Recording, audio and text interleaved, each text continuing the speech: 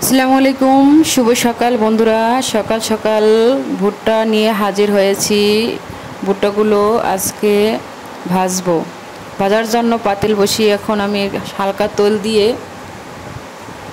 এক মুঠ ভুট্টা তৈলের ভিতর ছেড়ে দিয়ে এটাকে নেড়ে চেড়ে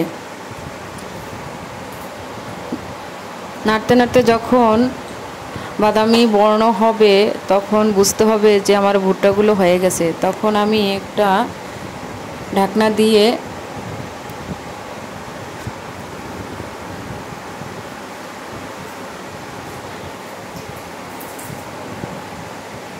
দিয়ে ঢেকে দেব। আস্তে আস্তে এভাবে ফুটতে থাকবে। চুলার আঁচটা হাই রেখে এভাবে ভুট্টাগুলো ভাজতে হবে। এবার দেখেন, এক খোলা ভেজে দেখালাম, আর এক খোলা দেখে নেন।